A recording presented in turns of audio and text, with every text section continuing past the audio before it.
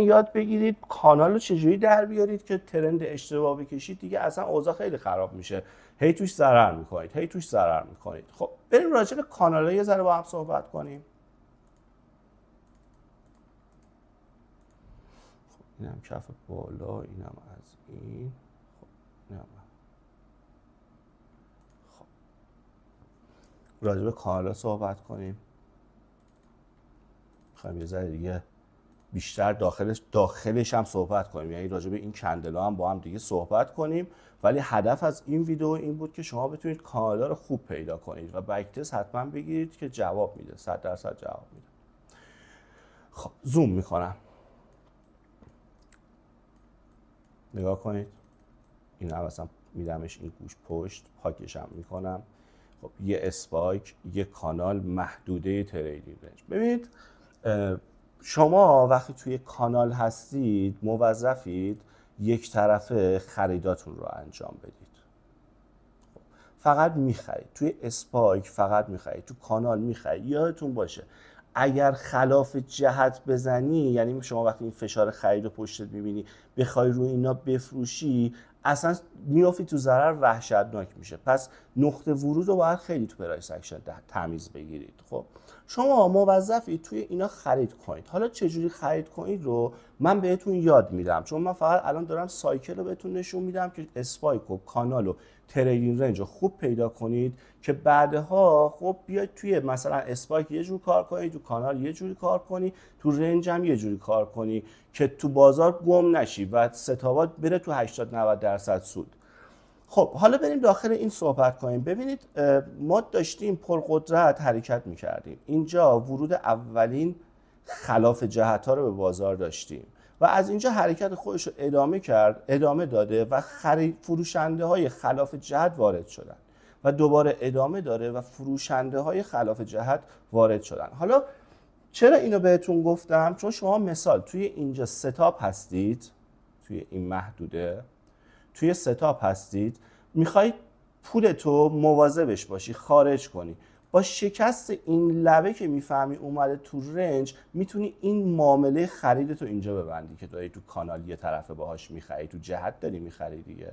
بیای اینجا توی این لبه خب تسویه حساب کنی، پولتو از بازار بگیری بیای بیرون.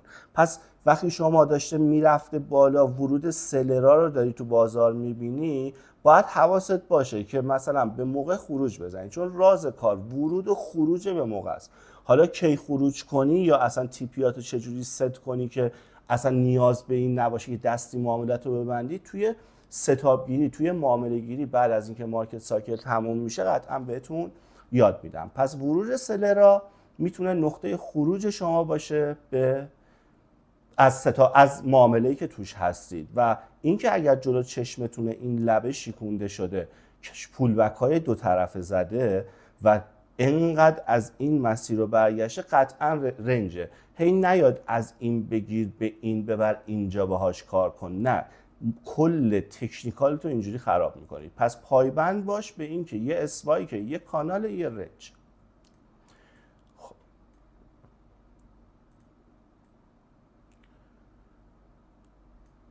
شما همیشه ته رنجا، همیشه ته کانال ها نشونه های ورود به رنج رو میبینید. نشونه های ورود به رنج یعنی چی؟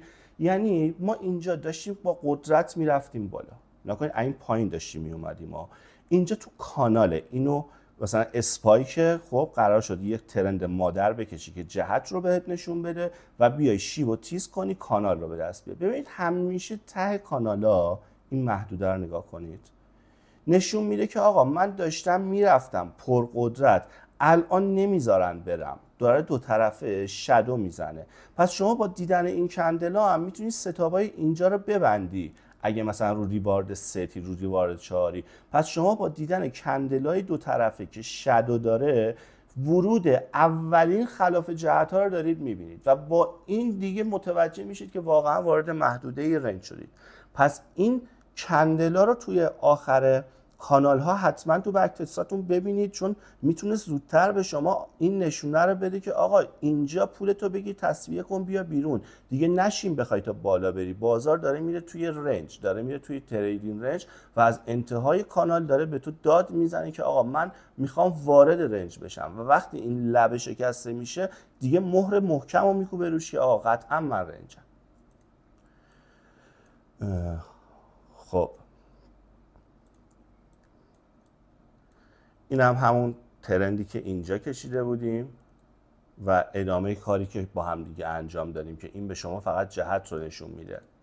خب وقتی من اینجا دارم این ته کانال توی این محدوده میبینم که آقا رفتم بالا یه سری خلاف جهت اومدن، دوباره رفتم بالا یه سری خلاف جهت اومدن، قشنگ مثل من نگاه کنید، دوباره رفتم بالا یه سری خلاف جهت اومدن، بعد داره دو طرف شادو میزنه. یعنی چی؟ یعنی زورا دیگه برابره، تقریبا برابره. اینجا آقا شما اینجا وقت تسویه حسابته، نه وقت معامله گرفتن. شما باید از اینجا خریدار باشی، اینجا خالی کنی ستابتو، که حالا اونو توی ستاب گیری بهتون ریز بریز میگم و اینم بهتون بگم که در انتهای این دوره قرار 3 تا استراتژی معاملاتی درجه 1 بهتون بدم که اصلا ردخور نداشته باشه. فقط بچه‌هایی که با من کار میکنن میتونن با این استراتژی کار کنن، چون به قول گفتنی من دارم بهشون یاد میدم و متد من دارن جلو میرن.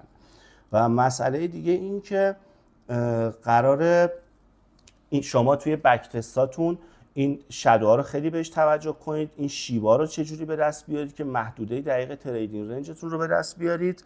و اگر این کار رو بکنید شما بتونید اسپای، کانال، تریدینگ رنج رو خوب در بیارید، به هیچ عنوان دیگه ضررده نمیشید، تو هر سایکل کار میکنید. پس اسپای، کانال، تریدینگ رنج درست در آوردنش هنره و درست در آوردنش هم اینجوریه که بهتون یاد دادم.